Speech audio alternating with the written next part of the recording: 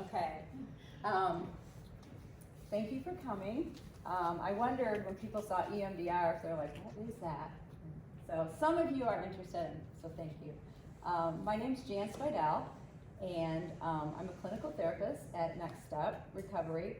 I work mostly with people in recovery, and one thing about people in recovery, I know statistically they say 63% of people with substance use disorders have experienced trauma. My experience is it's probably more like 98%, but either way, that's a pretty high number. So I work with a lot of people who've experienced trauma, and I have been trained in eye movement desensitization and reprocessing. Hopefully it's the only time I'll say that, EMDR. And it's an amazing therapy to help people process trauma and move into a healthier lifestyle. So, before you can even start to talk about EMDR, you have to understand what trauma is. And, obviously right here, an emotional response to a terrible event, like an accident, rape, or disaster. American Psychological Association. Merriam-Webster, a disordered psychic or behavioral state resulting from severe mental or emotional stress or physical injury. It's an emotional upset, okay? It's important, especially nowadays, it seems like everyone has all these catchphrases with mental health terms, like, have you heard people say, oh, I'm so ADD, or, oh, she's OCD, and they throw them around, and they do the same thing with trauma. I mean, I hear my kids always saying, oh, that traumatized me, that was, So I just want to just clarify, stress and trauma, obviously, well, not obviously, because people get it mixed up. Stress and trauma are not the same thing. When we experience stress, it's a stressful situation, but when it's over, it's over. We move on. It could be in the moment, it feels like it will never end, but when it's over, it's over. Trauma, when it's over, the body tends to continue to relive it, re-experience it. And that's a big difference. The DSM, which is diagnostic Statistical. Thank you. Which is where we get our diagnosis, the criteria for a diagnosis. It's a life-threatening event or a perceived life-threatening event. So the perception is really key. You can have two different people experiencing exactly the same thing, and one person is holding on for dear life thinking they're going to die, and the other person is actually driving the car saying, it's okay, honey, I've got this under control, that's usually my experience with my husband driving on the highway. It's my perception is we're way too close to that semi, and he's cool, But I mean, and that's really a common, a typical example, exactly in the same situation, but one person's perception is completely different. So it's really that perceived threat. It doesn't have to be a real. There are 4 basic types of trauma. Some of these words might look familiar to you. Acute trauma is a one-time traumatic event. It happens once, it's over. Chronic trauma is the same type of trauma over and over. A child who's physically abused, throughout their entire childhood, that would be considered chronic trauma. Complex trauma would be more along the lines of someone who has experienced multiple different types of trauma throughout their lifetime. Oftentimes we see that in people who are in low socioeconomic neighborhoods. There's gang violence, there's danger, there's drugs, kids who are afraid to literally go from their apartment to school. There's a lot of danger, threats of danger going on in their heads and in their bodies. And then secondary trauma, that's when you don't actually experience the trauma, but you watch it, you're there. Children who have never been abused in the home, but have witnessed their mother being abused. They experience secondary trauma. That fear of what's going to happen to me, or is my mom going to die? that would be considered secondary trauma. Doctors, surgeons who lose patients experience secondary trauma. You know, they're not the ones who lost somebody, but they experience that. So secondary trauma can be as devastating as experiencing the trauma itself. So PTSD is really what we're focusing on, and it's an anxiety disorder. PTSD is post-traumatic stress disorder. It's an anxiety disorder that develops in reaction to a physical injury or a severe mental or emotional stress. It doesn't have to be, you know, a car accident. It doesn't have to be something like that. It could be just high stress. Being with somebody and watching them die.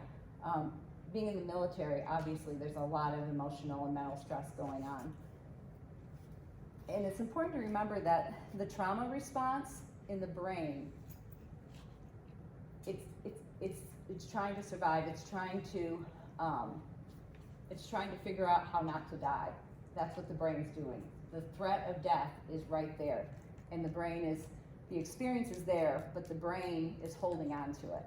It doesn't know it's over, and hopefully that's going to make more sense as we go on.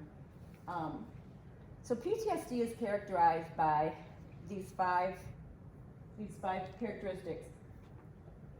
Perceived or real life-threatening event. We already talked about that. It's perception is the key.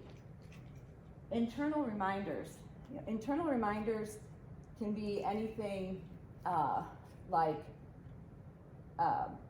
hypervigilance, flashbacks, nightmares.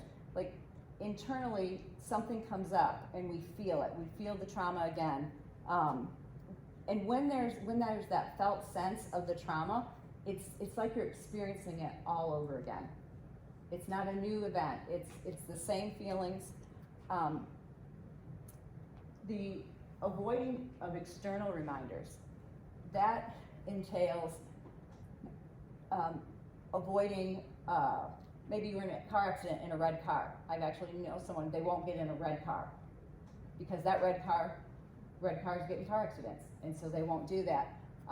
Smells, especially someone who's been sexually abused or there's been a sexual assault, the smell of a certain cologne, that sort of thing, can trigger a person to experience that trauma all over again. So any kind of sensory intake can re-traumatize. Altered anxiety state, being angry, being fearful, you know, when no one else can understand why you're afraid. There's just that altered state. And then the negative mood changes, or thinking. You have to understand, when trauma affects someone, at that point, life is viewed through the lens of trauma. Your past is now your present until you process it. Everything is viewed through that trauma lens, that sense of, that lack of safety, that this could happen at any moment. It's not a conscious thought, it's a felt sense. And I'll explain that in a few minutes. So that mood change, being angry, being on edge, those are all signs of PTSD, that there's been that post-traumatic stress disorder. It's there, and it's altering how you live. About 12 million adults have PTSD in a given year. I believe it's 1 out of every 10 women will experience PTSD, and 4 out of every, I do not have that one right, here it is. Hold on. 8 out of every 100 women and 4 out of every 100 men will experience PTSD in their lifetime. Can I ask a question? Yes. Does it have to be like life-threatening trauma, or could it? Well, that's where that perceived is, where that the fear of that's the the definition of you have a perceived threat of your life, like that's why the survival mode kicks in. I need to get out of here. I'm not safe, and so does that make sense? Yeah, I just wondered if it could PTSD could be caused by something that was just like very shocking or very upsetting, but not necessarily life-threatening Yes. per se. That Yes. would be this. It could be, so that's the other part of that with the emotional or mental stress, which, so when the part of the brain that trauma affects is the amygdala, which we'll talk about, that's where, that's this little almond-shaped part in your brain that kind of sets off that alarm. And so when that survival alarm is set off, it's a perceived threat of death. So that's why it's called that. So it could be like so shocking that it overwhelms you, but the alarm system is, I need to go in survival mode. Yeah, that makes sense. Okay. Real quick, when you were talking about witnessing of a death, would that be more of a violent or type, or say with like a caregiver? Okay, that's a Okay. great question. I was actually just going to respond to that. It depends on the person. It depends on the experience. Maybe you're being a caregiver for a parent, and that parent you haven't been you haven't had a relationship for 20 years, and now you've come back and you're watching that person die, and you just realize I've lost 20 years. And so that could be an entirely different emotional response than being with a parent, and this is just another part of the relationship. It could be a very different response to that, the depth of loss. So not every trauma experience will end up being post-traumatic stress disorder. It could be something that would still need to be addressed, but it may not be as extreme. Does that help? It's really the foundation of safety that we have. So as parents, the level of safety that we create for our children actually will help determine how they handle trauma experiences. So, for example, if a child is bit by a dog, okay? The child's bit by a dog, the parent's there, the parent picks him up, consoles, nurtures, and talks to him, it's okay. Maybe after a while, reintroduces them to two other dogs, and they just walk them through it. The likelihood that child is not going to have an ongoing fear of dogs. But another child gets bit by a dog, nobody's around. And then they get home, there's nobody home. And it's like that sense of safety was shaken, but it never got reconnected. So those kind of experience, how you're treated, what happens immediately after a trauma makes a big difference on whether there's going to be post-traumatic stress. Your personal experiences, your personality. Some people are naturally more resilient than other people. Some people have a more optimistic personality than other people. So there are a lot of factors that play into whether or not something some event will turn into PTSD. Does that kind of help? A little bit, okay. So we're going to get more into the brain, and this all ties into why EMDR works and how it was discovered. So literally, trauma can change your brain on many levels. From how we make decisions to how we perceive people and places, how the decisions we make, where we go. I had this set up different than it's on this, so you have to excuse me. So we're going to look at how the brain ties into PTSD and how that in turn ties into EMDR. So trauma memories are actually layered in the brain. This is really key, but not in the language center of the brain. Okay? Trauma has no language. When you experience PTSD, it's all right brain, okay? The limbic system. There are no words. In fact, I have a book called There Are No Words. So our bodies record every thought and feeling and emotion. And that's why it's important to know that when it comes to recovering from trauma, the brain is the most important aspect of that. You know, our bodies can heal from an injury. We don't see the injury in the brain. We have to look for evidence that it's there. And that can be kind of tricky. And so understanding like what those symptoms are, it's really important. Okay. So if you could teach like a person after they have a trauma experience in order to lessen the effects, like how they could experience a smell of something, you know, a positive, a feeling of their emotions could be a positive rather than a negative, and for them to hold on to it as a benefit in order to, you know, instead of playing on with the trauma, experience it through like your emotions, you know, sense of smell and sight and stuff like that, to where you could redirect the negative into more of a positive. That's a huge aspect of how EMDR works. So yes, it using that negative and positive, and you'll see that when I get to that part. That's you can teach this. You're really close. But you're right on target of how this works. So looking at the brain, the three layers of the brain. We have the reptilian brain, okay? So this is the part of the brain that instinct, survival. We need to eat, we need water, sexual orientation, territorialism, all of those things. That's that basal ganglia, that's the survival part of the brain, okay? And that's also where we get our habits. You know, I always put my keys here. I always park my car here in the driveway.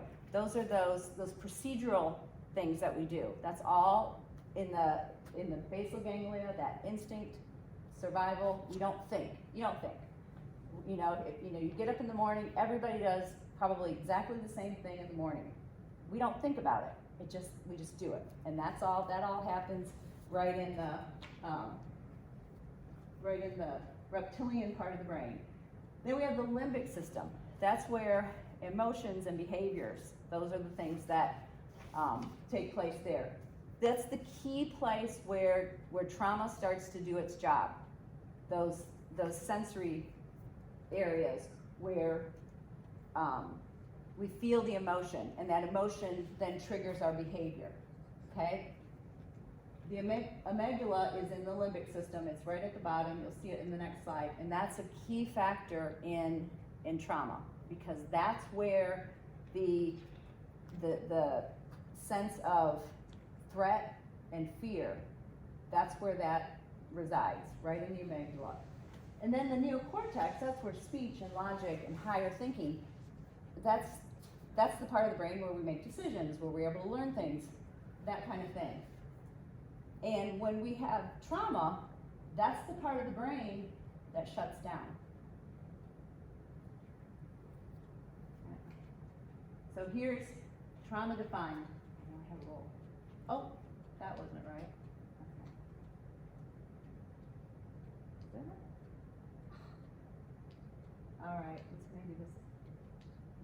I'm not going to use the pointer then. Okay, so as I said, the amygdala, right down there. It's the shape of an almond. It's really tiny, but it's like the core of trauma. That's where it's called sensory memory, okay? So in the amygdala, that's where the imprinting of the sensory memory is. So the sight, the sound, the smells, the feeling, okay? The tension, all of that sensory imprint is in the amygdala. Why is that so important? Because there's no words. There are no words in trauma. If trauma is stuck, if there's a block there, it's all in the right brain. It's all sensory, it's what we feel. And so it doesn't make sense. And to add to that, the hippocampus, that's where our memories are stored. And typically, memories they're like a nice little file system. Okay, everything is there, an event happens, it's filed in the hippocampus, we're able to retrieve it. What happens when there's trauma is the hippocampus doesn't get to just file those memories neatly, because the hippocampus is busy pushing cortisol and adrenaline into the body to survive. So then when those hormones stop flowing, it's kind of like there's all these, it's like a puzzle that's not put together. There's all these pieces and they're just stuck there. They don't make sense. So it's all disorganized. I can't tell you how many times I'll ask a client about their childhood, and I don't remember. They don't remember.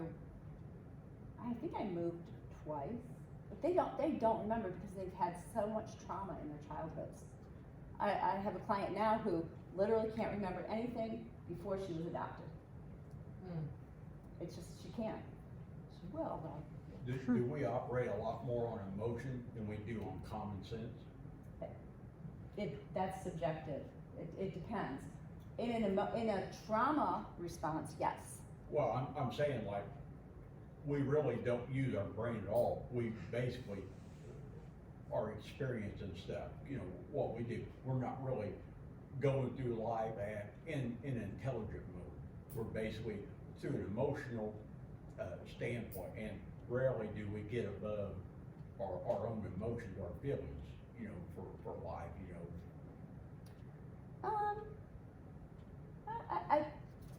I don't know. I guess maybe I'm not looking at it the same way you are, but I think we do use our left brain, because that's where we make decisions. That's where we weigh the pros and cons, and that sort of thing. But I understand, a lot of things are we habit. operate a lot more on emotions than what you think you do, and a lot less on your brain than what you want to do. Probably, yeah. I would agree with that. So, what was I gonna say? Oh, the imprinting. There was, when they started really looking into that, it was amazing, and it wasn't that long ago, because really focusing on trauma and the impact of trauma it's only been like 20, 25 years. It hasn't been that long. And something that really started researchers looking into that imprint in the memory, in the right brain. There's a little boy, and you might learn this, when he was maybe 4 years old, he just started acting out, like hitting people and having fits. And his mom, she knew everybody he was around, and she just couldn't figure out what was going on with him. What did this change? What's going on? So she brought him to a child therapist. And after a session or two, the therapist spoke with the mom, and she said, so, I said, call him Tommy. Tommy told me that there's a man in your house who beats you, who hurts you. He said hurt you, who hurt you. And the mom was like, what? And she said, well, and the therapist went on to describe the man by the way the little boy described the man. And the mom was just shocked. She said, that happened when he was 6 months old. That was his father, and I kicked him out, and he's not been back since. That baby was in the room, in the crib, saw it, and could describe it. It's pretty amazing. And there is another therapy called ego therapy, and that is where you work with somebody from the years of 0 to 5. And I've actually experienced people, because that emotional memory, when you're using bilateral stimulation, words merge with it, and they're able to describe it. It's really amazing. But that whole imprinting thing it's really, really powerful. totally lost my. Okay. So, we're talking about the amygdala and that sensory memories right there, right? So, triggers. Okay, remember, trauma has no words. So it's that smell, it's that color, it's that familiar experience. That will set someone off in a trauma response. And when there's a trauma response, that feeling is like it's happening all over again. And because those memories, they're stuck in the limbic system, the cognitive part of it is distorted. It's all messed up. And so that alarm system, it's set off by a trigger, and you go into panic mode, and you react. And there was one of my clients told me that he was really good in school, but he always got in trouble every day. It was a female. She always got in trouble every day, right around at the end of the day. And I saw that one coming, but I said, so what happened at the end? She goes, I don't know, it was my favorite thing that we did. She read to us and stuff. She said, but I would always get in trouble. And I said, well, what time did you get out of school? And she said, well, right after the story time. I'm like, good. So what happened when you got home from school? She said, I just never knew if my dad was gonna be drunk or not.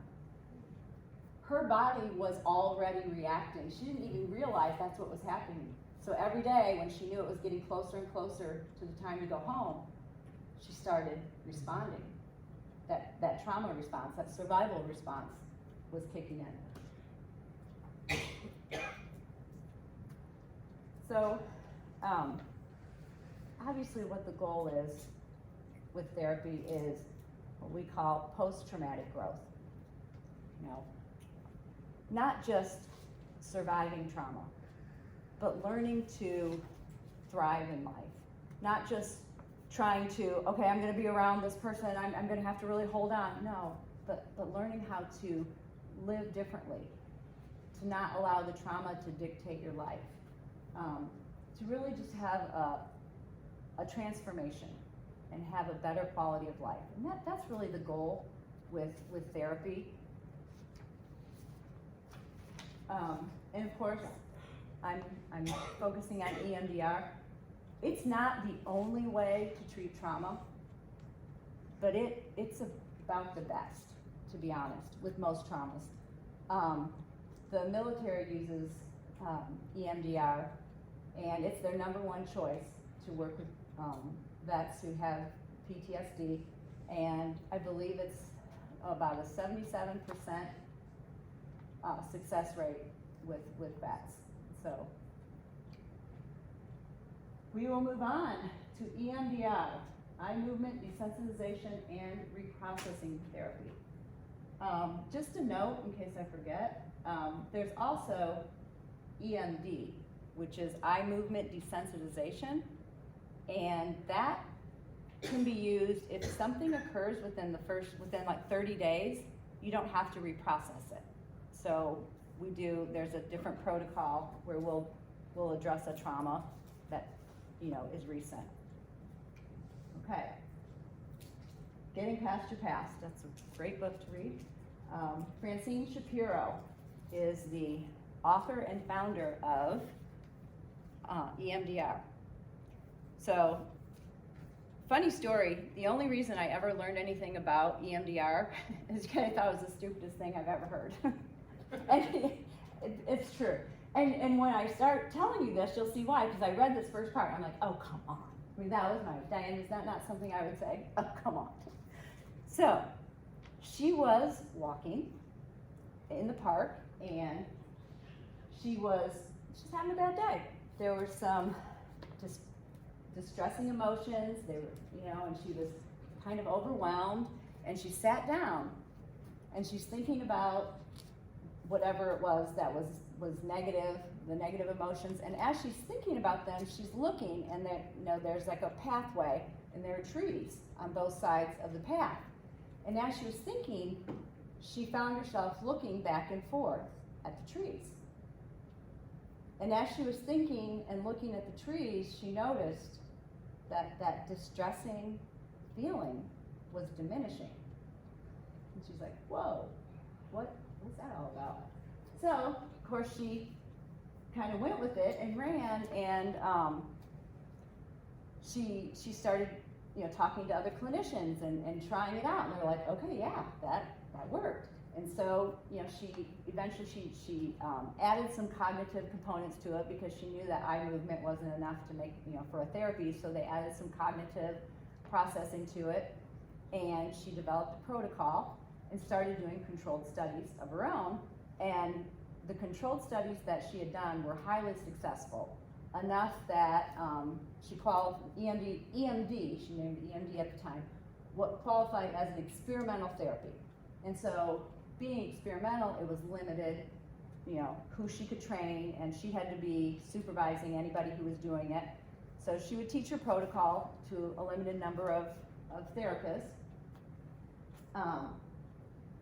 And then in 1989, her study was published, and then other companies, other people started doing the controlled studies.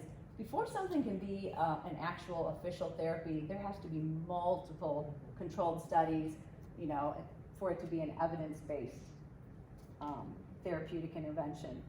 So in 1991, she changed the protocol, she changed the name to EMDR because they added the reprocessing part.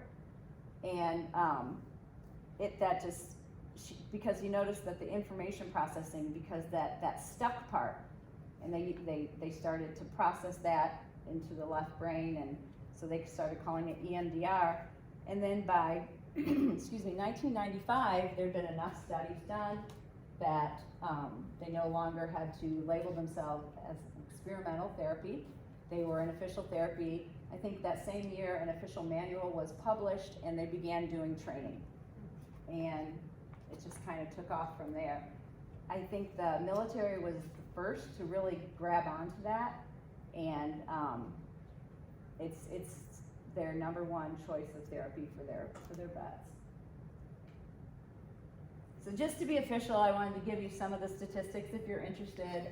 Some of the studies show that 84 to 90% of single trauma victims no longer have post-traumatic stress disorder after only 3 90-minute sessions. I've actually had clients who one session did it for a one trauma experience. And then I almost didn't put this one in, but I mean, I didn't make up the study.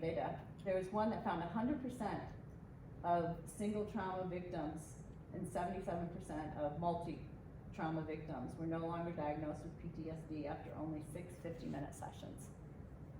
So, highly effective therapy. That's just a kind of a formal definition of EMDR. The key is it's able to reprocess those disturbing memories. The information processing, the information is stuck.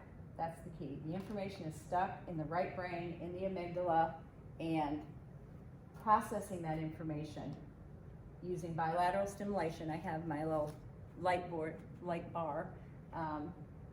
It's key.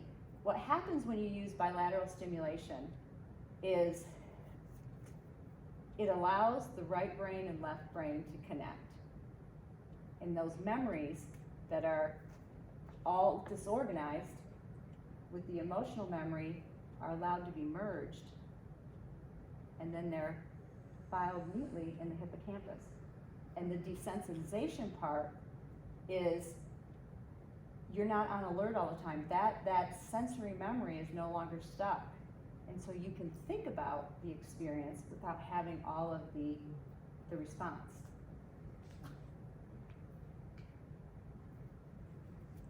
Yeah, as we've talked about this, trauma causes an imbalance in the nervous system, and it creates that blocked or incomplete information processing. That's the big thing, is that blocked. You'll hear people say, I don't know why I'm acting like this. I don't know why this happens. They really don't. They don't know why. If you have a child who all of a sudden is acting out and they're like, I don't know why, they're probably telling the truth. it really gets blocked.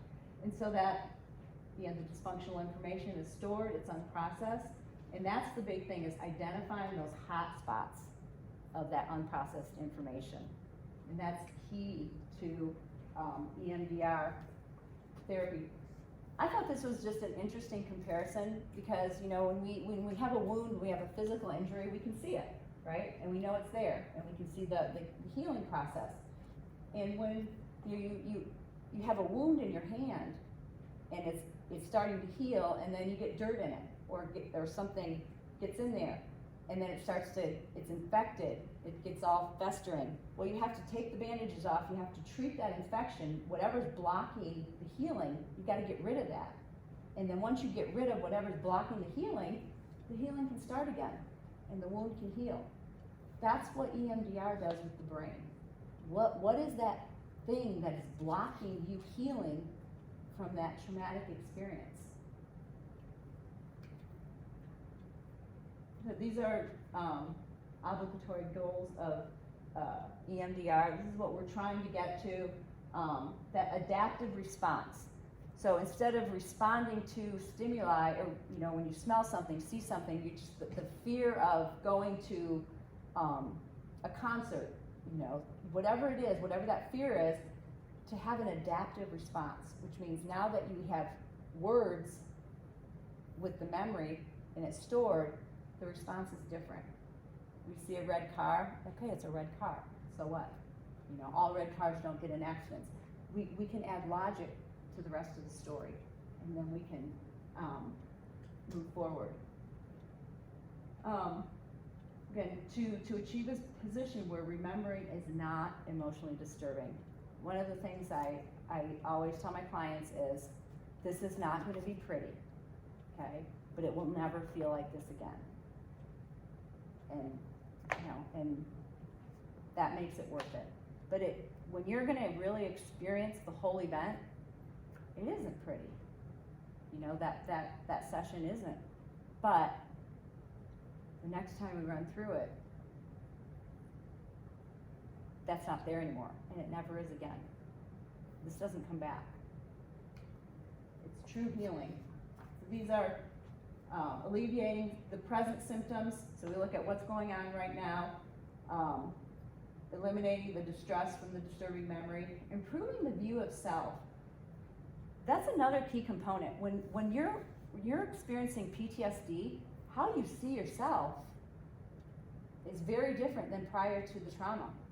If you're experiencing PTSD, you're seeing yourself as the victim. You're seeing yourself as unworthy, unable, incapable. You see yourself as somebody who it's okay to use you. It's okay to take advantage of you. That's the perception that we have of ourselves when we're victims of trauma. We take on that persona that came with the event. And so when people are able to process their trauma, they're able to see themselves as they really are, sometimes for the first time since childhood. And then the resolution of the present and future anticipated triggers. And that is one of the coolest parts about EMDR, is we not only process the event, the past event, at the end, we go back through, and you get to reprocess how you're going to be in that situation. Okay, you're going to go in. There's one person who couldn't go into certain kinds of houses. So I want you to visualize yourself walking in a house like that. And they do. And they have, so it takes that fear away, and it gives them the confidence to address the things that they've been afraid of for years.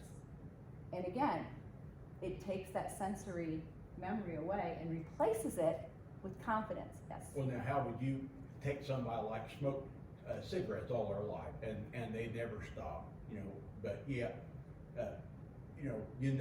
if they stop, they're going to see a significant improvement, like millions have in the past. So why do people hold on to something whenever they know that everything that they're telling, I don't want to stop smoking, they're giving you everything they can as an excuse only. And they're just, but they're not doing anything. They're just keep on, I don't wanna gain weight. I like smoking after I eat, you know, or on and on and on. They just add, excuses rather than trying to solve their own problems.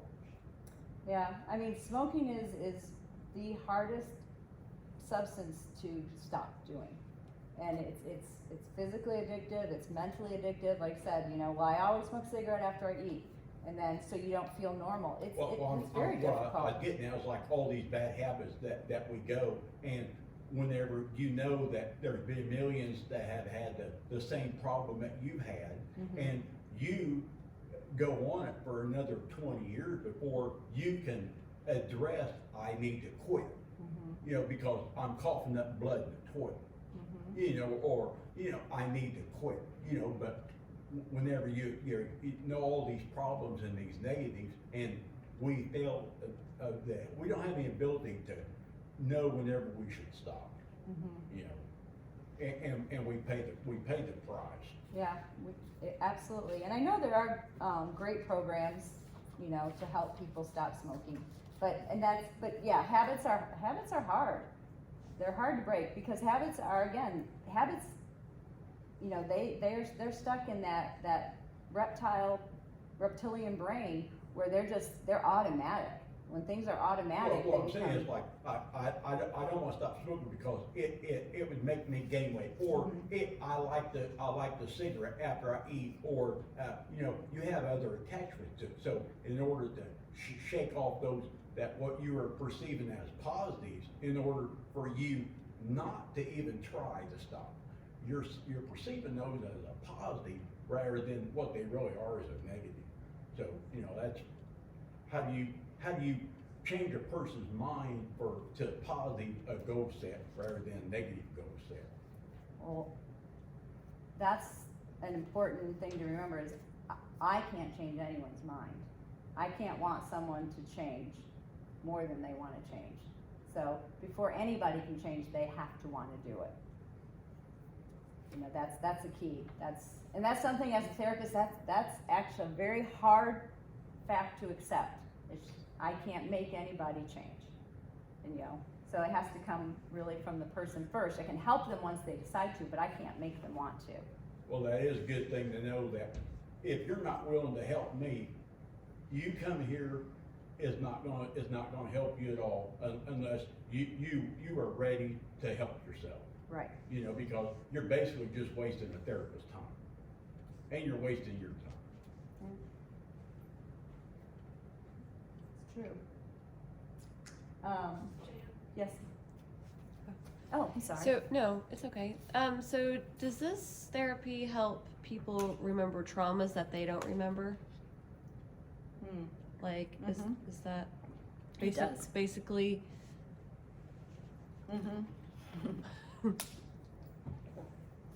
Now you're gonna make me tell scary stories. Yes. So it does. Actually, I had one client who we were using EMDR because she had a very traumatic experience after she had her baby, right after she had the baby. She was attacked by the father of the baby. And then as she was going through the EMDR, she's like,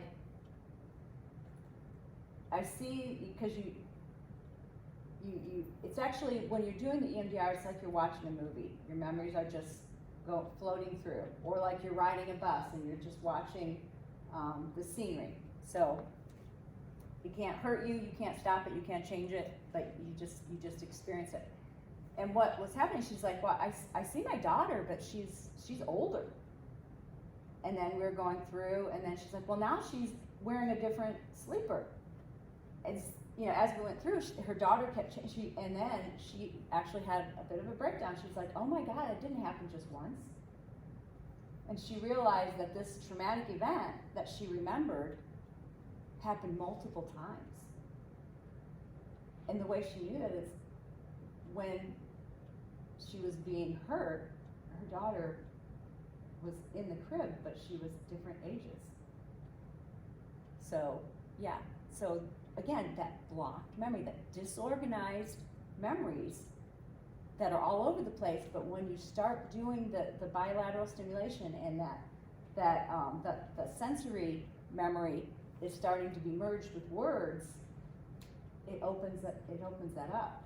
And so, and once she did that, it was probably one of my most traumatic sessions for myself.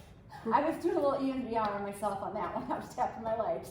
Because it was really intense. But after that, it was like this weight was off of her because she was able to process all of these experiences, and she thought there was one. But after the first one, she had blocked all the rest. So it was really pretty amazing. That's a good question. So the time periods, the past, the present, and the future. Okay, what happened to you? What happened? What's going on? What are the present symptoms you're feeling? And then what is the goal for the future after this? So these are the three periods we look at, and it's an 8-phase treatment approach. So I just decided to make life easy for myself, and I brought my protocols. I'm just going to use that to do this. So the first part, is the history taking. It's the assessment. You get to know the person, understand who they are, and that's also at the point that I will test for dissociation. You can't really we can do EMDR if someone has dissociative tendencies. If they have slight ones, yes, but if somebody is very highly dissociative, I would choose not to do EMDR personally, because you could put them in, they could have a psychotic break, and that's, nobody wants that. So there's protocol for that, and that's why I would, if anyone wants to have EMDR done, please make sure that the person who is doing it is trained from EMDR, the EMDR International Association. They have the protocols, and they really focus on safety. You don't just do EMDR with anyone. And so that the dissociative part is very important to test for. We do that right away. And then we use tools for handling emotional distress. So we actually make sure that people know how to have coping skills, calming skills, and we actually use the light bar for that, and they visualize a safe, calm place. And we do what's called installation. So that's the first protocol we do is create a safe, calm place. And then we connect that with a word so that when they're under stress, or after an EMDR session, maybe their brain's not done. Maybe something pops up and they get kind of freaked out.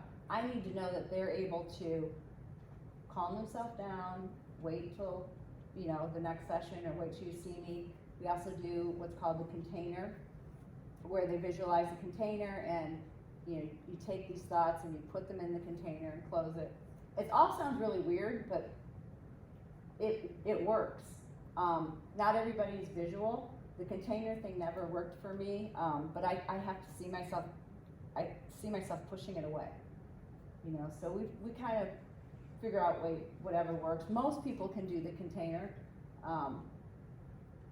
I'm one that can't, and so I'm very sensitive when people say, I just can't see it. I'm like, okay, let's do this. And then one girl had it where she had the door shut. She would put things away and then the door would shut. So something that makes you say, okay, I have this thought, it's important, but I'm putting it away for right now. So when they have those skills, different coping techniques, I have them practice that through the week, and then the next time they come in, we move forward.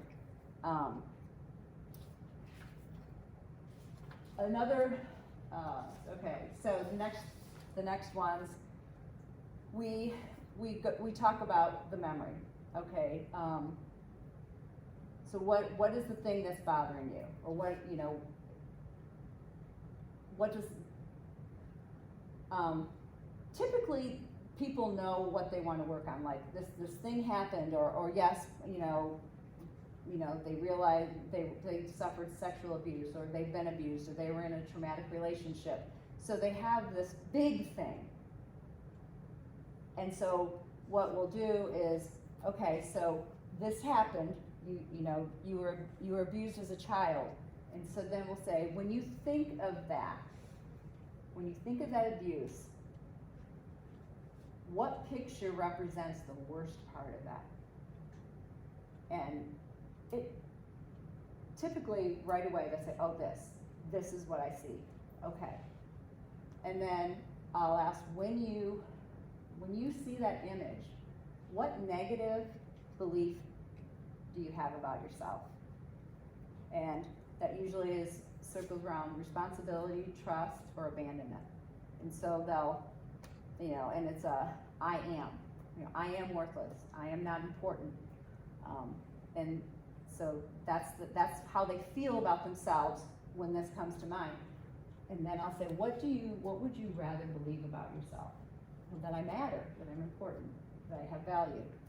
And then, so we use that, and these are all of our goals, because that's gonna be your future template. That's gonna be your future thing is, I am valuable.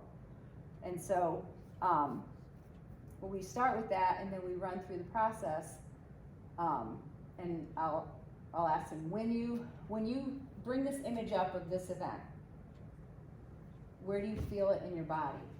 And again, you feel emotion before you even recognize it. You will almost always feel it in your body. And people doing this say, oh, my shoulders.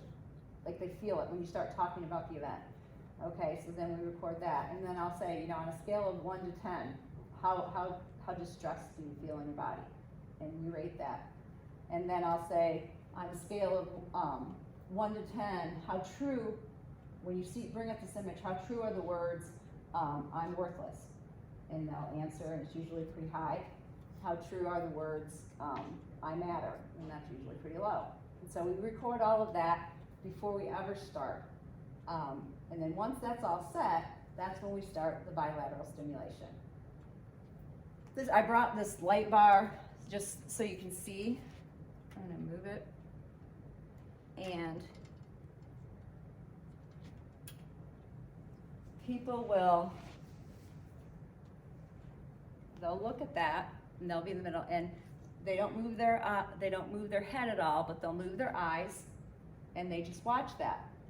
I'll typically ask them to, I'd like you to close your eyes and bring up the image that represents this. And then when you open your eyes, I want you to follow the light bar. And they do.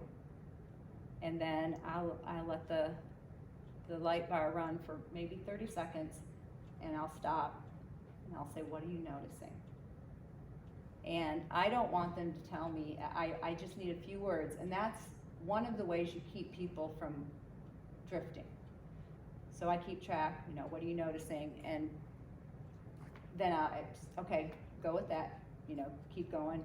I also will make comments as they're watching the lights, saying, you're doing really great. I know this is hard. I'm watching their emotion. I'm watching for any sign of disconnect, and just encourage. And it allows me to monitor that we're moving, that things continue to move, because once the story stops, then we shift into another phase. Did you have a question? I lost concentration on you a couple of times just talking, and my eyes diverted that. Rather than listening to what I could learn educational, the light stopped my brain processing. Just through an emotional thing. If I was trying to understand something educational, I would have been like, what? Because I couldn't let the light stop me from using all my attention on the light. I lost all my attention for you. Yeah, that does. It's definitely gravitating. There's also these tappers.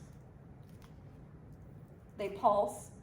Not everybody can watch the light. I have a lot of clients who are healing from meth addiction and or ADD, and they're not following that light. But they can close their eyes and they can use the pulsers, and they pulse left, right. I can control the speed of this, and typically, once we get going, I will increase the speed. And that helps the connection more. I'll increase the speed of this. I also have earphones that beep. I've actually never used them, and not for any particular reason. I think if neither of these worked, I'd probably get those out, but I've never had a need to. But so you can use any of them. A new protocol is to use the light bar and the tappers at the same time, and I've done that. Yes. So when they're watching the light, do you want them visualizing anything, or does their mind go empty?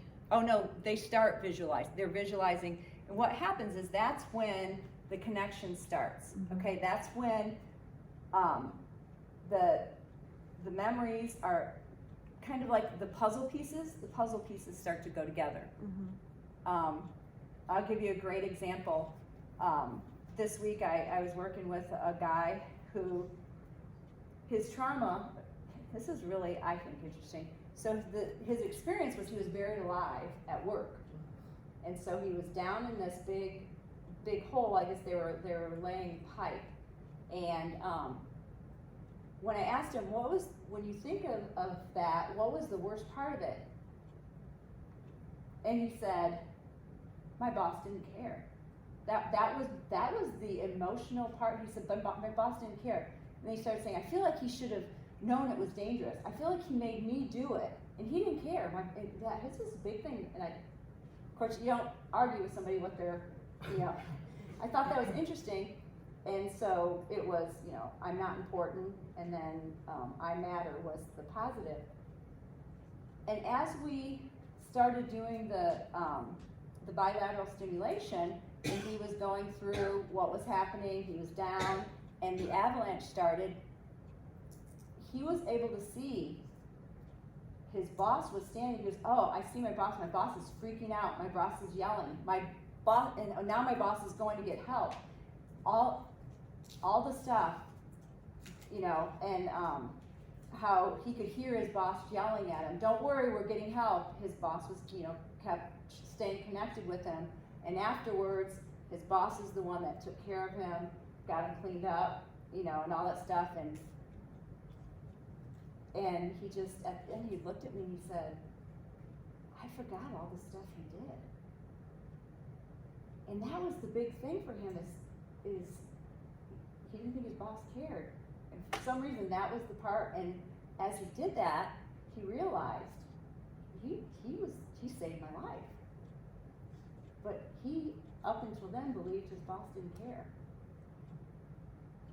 It was just, it's just amazing. So yes, as far when you're talking about seeing that it brings it's like REM sleep. That's when you dream, and that's when you process your day.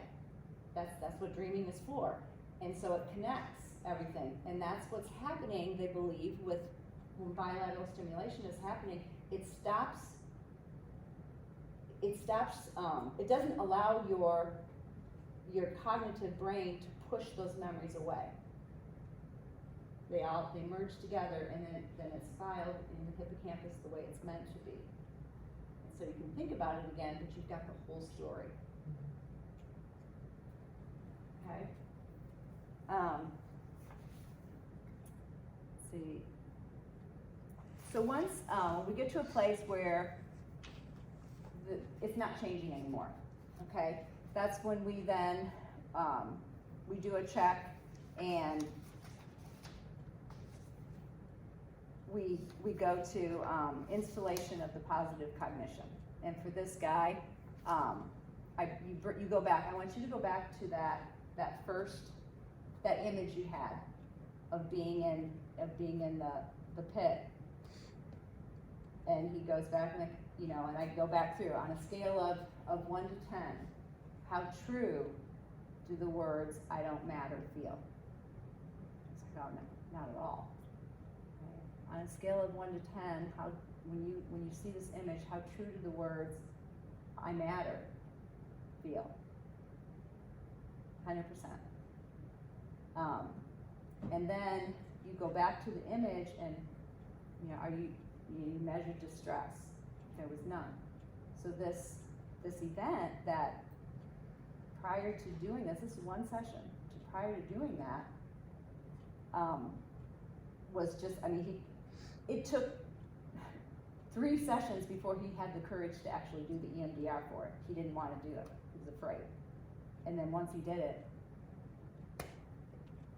it did not have that, because that sensory memory is now processed with all the other parts, and it didn't have that hold on him anymore. So we do the body scan, you know, when you bring this memory up, when you bring this image up, what are you feeling in your body? And, you know, we look for, because we feel emotion in our body before we're aware of it, and if there's no tension, he originally had tension in his thighs and his shoulders. I can't remember, there was something about the way he fell or something, and so he was experiencing the feeling that he had when he was in the pit, and that was gone. So, and that's not uncommon to, when we're focusing on one event, for it to be a one session event. So, well, at the end of the session, after we've done all that, you're not supposed to debrief. Okay, we're not supposed to talk about it, which is really, really hard for me, because I get really into, I want to talk about it, but we're not supposed to talk about it. So I'll ask them, I want you to notice this week anything that changes. I want you to notice if anything causes you distress. Use your calming skills. We review that. You know, and I ask them to just journal, log, notice anything and write it down, any differences. And so then they come back the next week and we debrief at that point. We examine progress, what they notice. And sometimes people will have an experience, well, you know, I started to remember this. And so we might go through that whole process with whatever that new memory came up. And if that doesn't happen and it's a positive, then we examine it, and then we do the installation. So we go back to that initial memory, and we install the positive cognition. So for this man, really can't, you know, what would you do different, or what could be different? There wasn't a whole lot to with that particular thing, but we installed well, we haven't done it yet. It'll be next week. We'll review, and then we'll install the negative cognition. Which again, his was really interesting, that his issue was that his boss didn't care. It really wasn't fear of the experience, which was interesting. But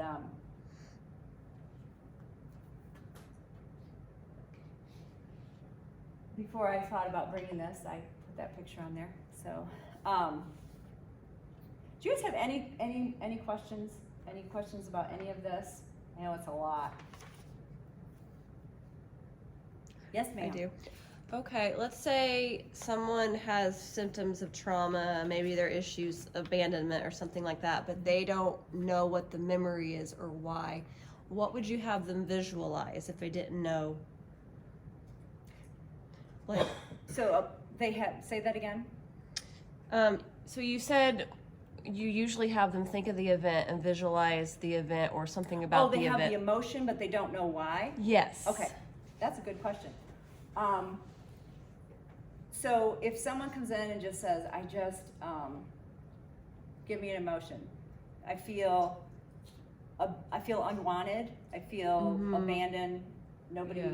I don't. Like there's like a deep fear of rejection. Okay, so what we would do is I'd say, okay, give me an example of what being rejected looks like to you. And usually people don't have a problem, that's their thing.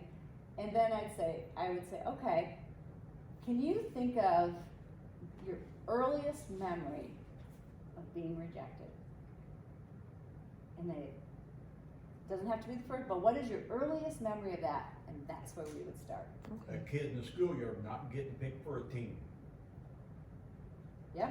And so if that were that earliest memory of being rejected, we would start with that memory and Or even worse, being the last one picked for the team all the time. Yeah, that was my life as a Yeah, kid. yeah. No one wants you on their team.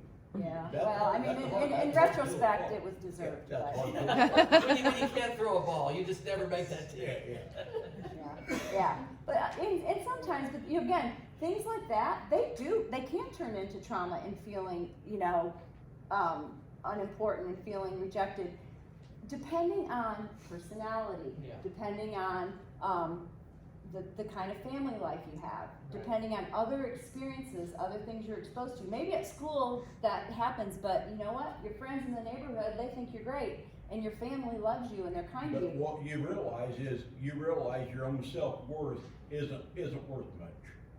And that's where your emotions tear you apart. Right, when you connect that experience, when that determines your self-worth, yeah. And so it's a lot of it, and that can be personality. You can have a kid who does have a good home and friends in the neighborhood, but at school he's bullied and it doesn't make up for it. A lot of that is personality.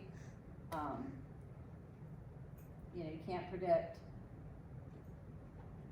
So, any other questions? I have a quick question for Yes. you. When you talk about post-traumatic stress disorder, you're talking about starting this therapy for this condition. It's in my experience or in my education, when you mentioned earlier that it might be something that happened just a few weeks ago. Mm-hmm. So this kind of therapy would be appropriate for somebody just coming out of a traumatic event. Yes, but it's Okay. a little different. I mean, we call it EMD, so what, Well, that's right. Okay, so you're not trying to reintegrate that memory. so what we're doing is trying to stop it from getting stuck. Okay. So I will have them start at the beginning of the first thing they remember and actually go through. But they're watching the light and they're going through the whole event. And it's not pleasant to be that therapist. It's not. I'm sure. And then at the end of that, you do it again. At the end of the day, you probably have to get the light out and stare at it, don't you? It has to cross my mind. Yeah. But, so you have them tell that story while they watch the lights. And so the things that maybe they wanted to block or were blocking, they come out I see. and they tell the whole story. And then it's when they can, then usually by about the third time, they're telling the story and it's not emotionally impacting them anymore. Can children use this therapy? Yes, yeah. And it's wonderful for anxiety. It's, because, I mean, PTSD is anxiety, but it's kind of the same thing. Anxiety is an irrational fear. You know, the fear of the unknown. And so when you can, I actually just did this yesterday with a guy, his fear of crowds, and processed through it, and by the end of the session, he was like, oh my gosh, you know, he was, so it can be a very fast therapy. If you can pinpoint exactly what's going on, and it was just a fluke. He was telling about being somewhere Friday night and how it was all great, and then all of a sudden he had to leave. Like, okay, there's more to that. So we kind of, you know, examined, you know, what was going on when you left, and then he shared that he's been in prison about 13 years over his adult life, and crowds, groups, you know, they were always dangerous. You never knew when something bad was going to happen. So when he's in a crowd, guess what happens? That fight or flight or freeze, you know, and his was flight, and he took off, and so we processed that, and then reprocessed it with him in a crowd, feeling safe. And that was, so it can be, you know, but I mean, he's been having panic attacks since he was out of prison. And so it's really, it's an amazing therapy. So, any other questions? Where do people go to get this therapy? It's a great therapy that not a lot of people are trained in, Yeah. unfortunately. But you can look on this is a double-edged sword, because the EMDR, you can look on their website, but to be registered, you have to pay a lot of money. So I'm not on their national website, even though I've gone through the training, I've done the supervision, I practice. I'm certified, but I'm not really gonna spend all that money every year to have my name in there. So that's kind of a problem. But that would be one place.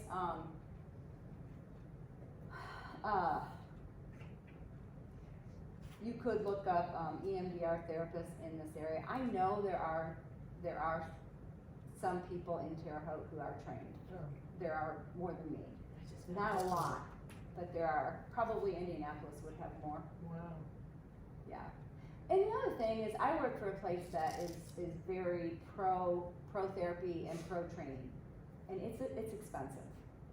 And I had to travel to Chicago 2 different times for 4 days, and so not a lot of places are willing to spend that much money for someone to be trained.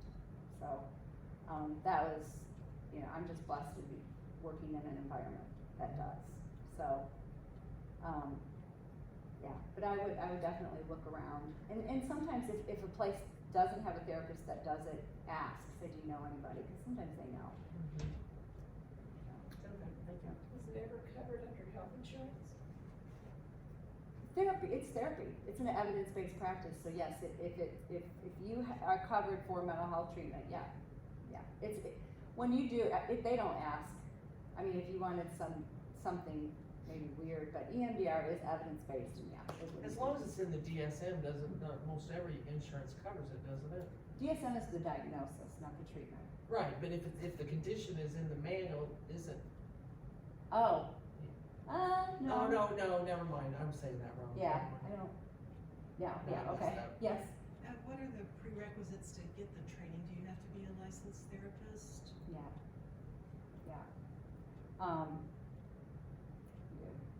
Which is a good thing. Yeah, that's what I was hoping. Yeah. Well, I had one girl who asked about EMDR, and she goes, well, I was getting it at the place I was in Indy, and I asked her, I said, oh, that's cool. I said, did you use a light bar? And she says, no. I'm like, well, I asked her, and she goes, well, no. She just had me, I have no idea she just had me put one hand over my eye and look at her while I told her what was wrong. I'm like, okay. I don't know that technique. So I don't know what in the world, but, so you have to be kind of careful. So, anyway. Yes? Well, I just use a technique. I read this book in the library, and I wanted to get a book on goal setting techniques, and I've read several of them before, and I've never been able to accomplish any of my goals. Well, I didn't think this book would help me, so I never even realized that I was even cared about who the author was. I tried to find the book, but I couldn't find it at the library here, and she had been overweight, and she put a image of a clock in her mouth. She didn't eat after 8 o'clock. Well, I'm a diabetic, and I only ate like one big meal late. So I put after 9 o'clock at night, I wouldn't eat anything. And what I realized is, from the end of October last year, I've lost almost 55 pounds. Wow. Well, and I never even dieted. And what I realized is that because all my meals was one meal, 9, 10 o'clock at night, 11 o'clock at night, didn't matter. I would just eat everything. Mm-hmm. Well, what I did, I forced myself to eat before 9 o'clock. And I went to bed hungry, and I would look at the clock, 8:55, 8:58, damn it, I ain't gonna get nothing to eat. And I would go to bed hungry. And there was times that I went ahead and ate, but I never gorged because I'd ate a sandwich or like some crackers or something. But I never even wanted to gorge. And I wasn't even trying to diet, but what forced me to do was, my mind was focused on eating late. I forced my mind to eat early. My mind wasn't comfortable with that, so my mind wasn't able to eat very much whenever I was forcing it to eat. So I didn't eat very much then. So I didn't eat as much because I knew at 9 o'clock I couldn't eat anymore. So my mind wasn't happy with what I was forcing it to do. It wanted to eat late. I said, hell no, you're gonna eat early.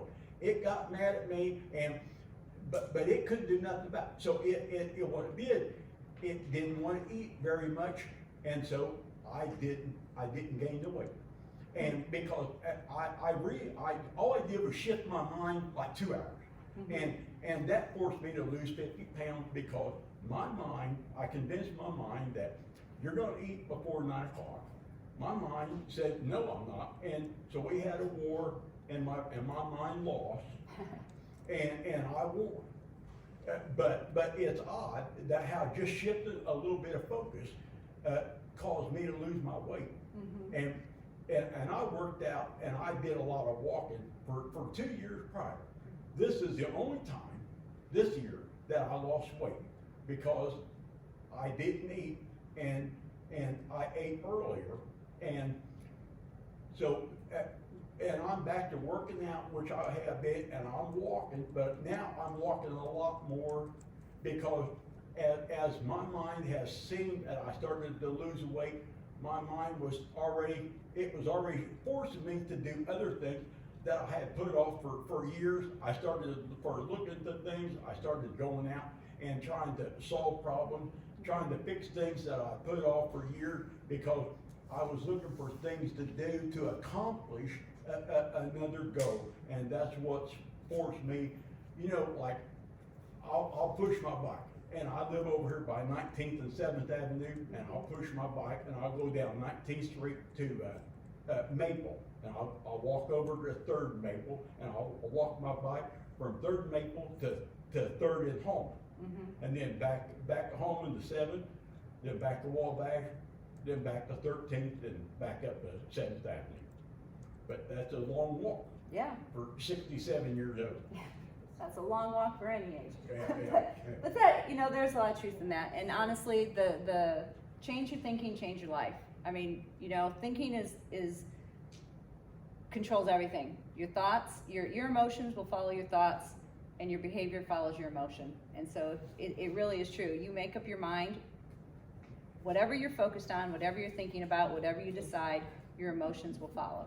And so you learn that. I mean, But as I shifted my positives, it kept on forcing me to just continue going on. So it's been a great thing for me.